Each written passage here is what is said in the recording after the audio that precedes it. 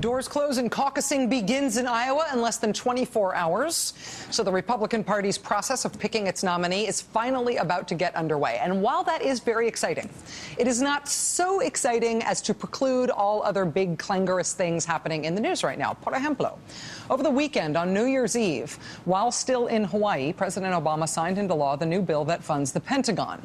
And despite that seeming like quite a boring thing on its face, this bill is frankly a bipartisan potpourri of controversy. The president had initially threatened to veto this because Congress saw fit to include in it a ban on FBI and police involvement in some aspects of terrorism cases.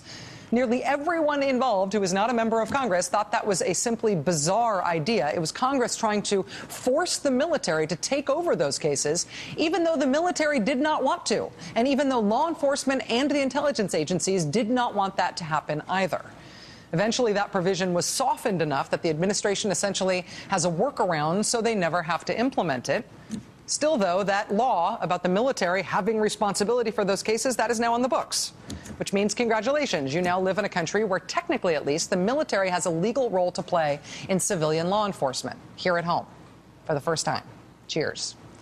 The law also, as Adam Serwer accurately pointed out today at Mother Jones when a lot of other reporting got this wrong today, the law also leaves open the question of whether our government has the right to arrest you, American citizen, and to hold you forever without charging you, as long as what they suspect you of is terrorism. The president issued a signing statement along with his signature on this bill, and the signing statement said in part, quote, "My administration will not authorize the indefinite military detention without trial of American citizens." And that is nice, but to be clear, what that means is that this president says he won't arrest Americans and lock them up forever without trial. But thanks to this bill that Congress just sent him, and he did just sign, if this president changed his mind, or if some other president in the future does want to arrest Americans and lock them up in military custody forever without trial, our government statutorily now claims that as its right. Even before you get to the part of this bill that's about new sanctions on Iran that Iran says it will treat as an act of war if they're implemented, even before you get to that, it is clear why the White House threatened to veto this giant piece of legislation. And it's clear why the White House pressured the Senate into revising downward several of its more alarming provisions. It is also clear why an averse to signing statements president, like President Obama, issued a signing statement for this bill. Still, though, it got signed, and it is radical.